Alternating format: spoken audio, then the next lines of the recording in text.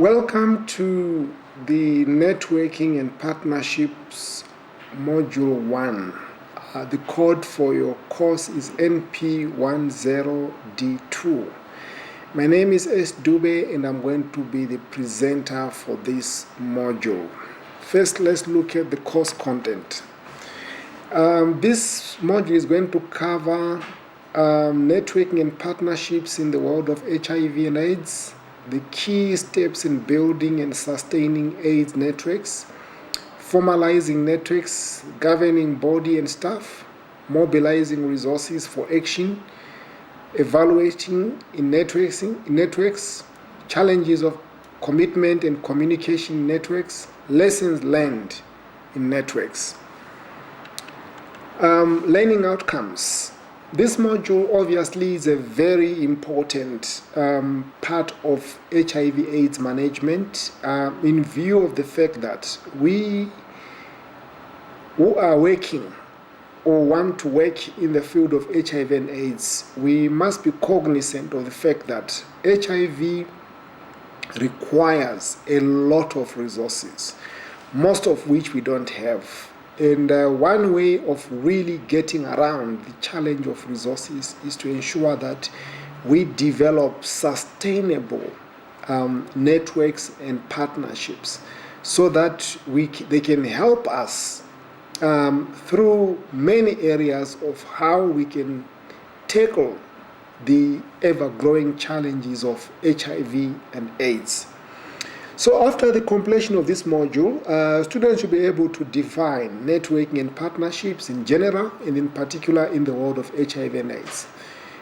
Students should be able to develop key steps. So there are stages or there are steps that one has to follow when you are developing a sustainable networks, and there are 8 of them. So students must know this. And also one must be able to determine the basic functioning of a governing body and staff. So should you become part of a networking body, what are your roles and responsibilities? And also developing an understanding of the importance of resource mobilization. Like I said earlier, we need a lot of resources, human resources, financial resources, technical resources, material resources, to enable us to fight the scourge of HIV and AIDS. So students must be able to develop these competencies and also to look at the importance of evaluating and developing evaluation frameworks. It's very important to know what kind of evaluation frameworks are we using to ensure that there's consistency and making sure that there is we all speak the same language at the end of the day. And also looking at challenges and commitment and communication networks and partnerships. So networks and partnership not just come that easy. They've got their own specific challenges, but once the challenges come through, how are you able to deal with them without losing sight of the bigger picture, which is why did you form this network in the first place? And also students should be able to learn from other organizations on the best approaches to make networks and partnerships work effectively. So there is nothing wrong about looking at the case examples, how have others done it, and what can you learn in order to make sure that your own networks becomes a success. Let's look at the introductory overview. Obviously, this module is for you as second-year students and it focuses on networks and partnerships, and it defines network and partnership and examines why it is important in HIV and AIDS, and also it discusses the importance and significance of involving people living with HIV. There's a concept which says that nothing for us without us. So in whatever we do in HIV and AIDS, we don't need to leave behind people living with HIV. Also, a full examination is done on the key steps in building and sustaining networks and how to establish and formalize these networks. We also look at the challenges involved in networking, such as resource mobilization, evaluation, and sustaining commitment. So commitment is a very key issue here. Sometimes people start their networks very well, And then somewhere along the way, for one reason or another, one by one, piece by piece, the whole thing start to disappear. Before you realize, no one is communicating, no one is saying what, and then everything disappears. And also the development of critical aspects throughout the manual includes lessons learned from existing networks, either by inclusion of excerpts or adaptation of some valuable materials. So sometimes you don't need to reinvent the wheel. You just have to look at what have others done well. And from there, you can also take it from there. Just a brief definition. What do we mean by networking? So basically, first of all, we talk about partnerships. It can be defined as a relationship between individuals or groups, organization, that is characterized by mutual cooperation and responsibility and established for achievement of specific goals. So there's a reason why we want to set up this partnership. Why do we need it? Partnerships are usually intended to enhance effectiveness, that's the greater results, and efficiency, the better use of resources, and to empower people, greater preparedness and mobilization. So you must realize that by becoming a member of a partnership at very personal level, personal growth-wise, you learn a lot from those who are experienced. And also even at professional level, you learn quite a lot about how to conduct yourself, new insights, ABCD.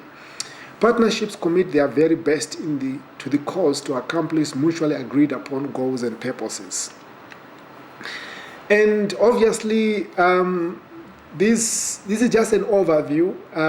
You can read further in your manuals. Characteristics of networks and partnerships. In order for you to look at how this network can be really sustainable and stand the test of time, trust needs to be there. The purpose is very important.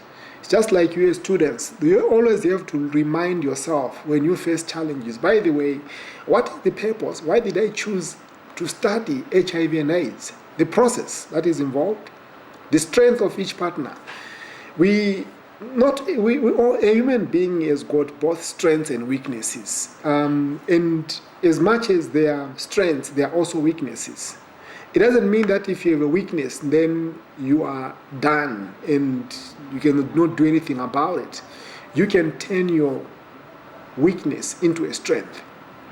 Multiplication, long-term commitment towards the cause, and open and regular communication.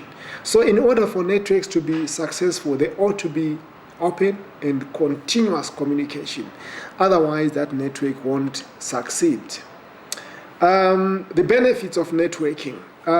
Obviously, there are a lot of benefits of networks, regionally, nationally, internationally. And I like the word synergy, meaning that it's the total effect of activities done together. The greater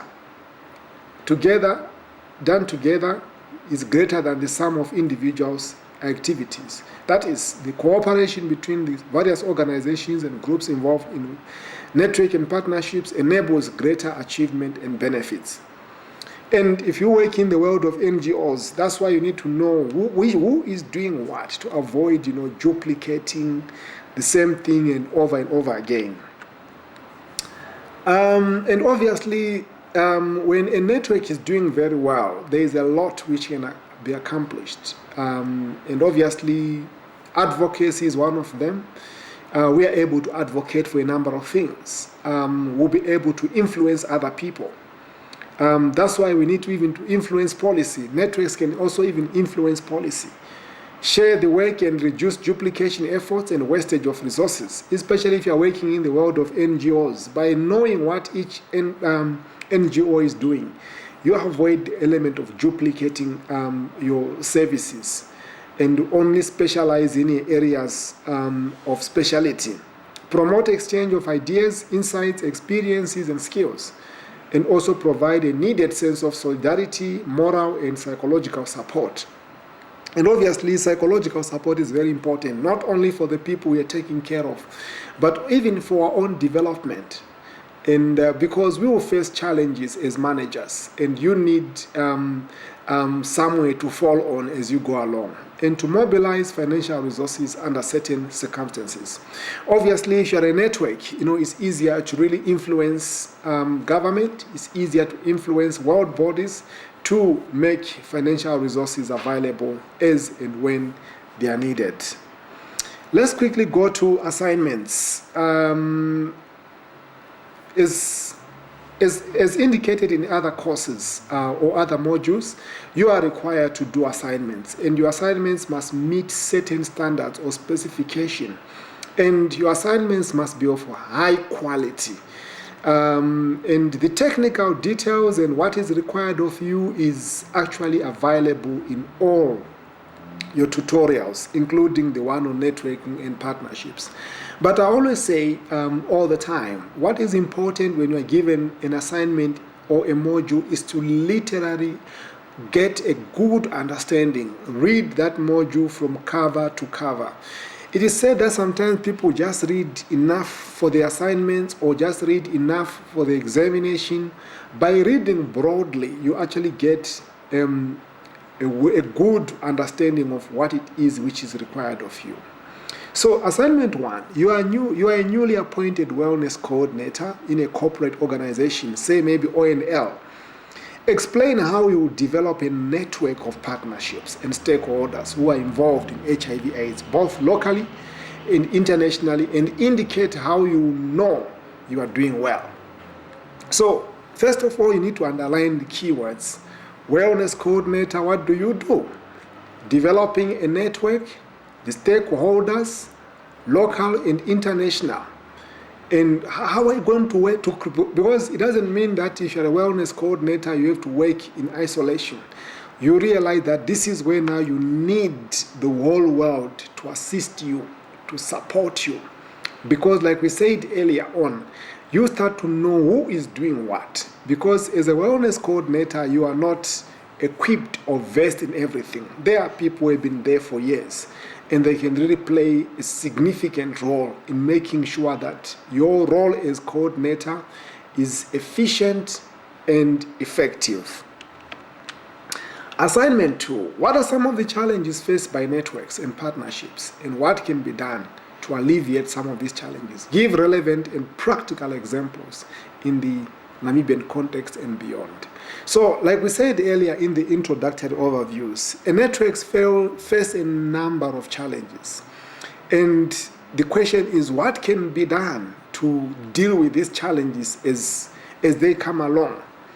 And obviously, Namibia has got a lot of practical examples. So, meaning that you must have a good understanding of networks, good understanding of challenges faced by networks, and also look at some examples in Namibia. What are some of the examples that have manifested themselves in the field of HIV? You can approach Nangof, you can approach Nanaso, and you can look at other literature for those organizations, networks which disappeared, and pick up the lessons that have been learned so that you avoid falling into the same trap at one point.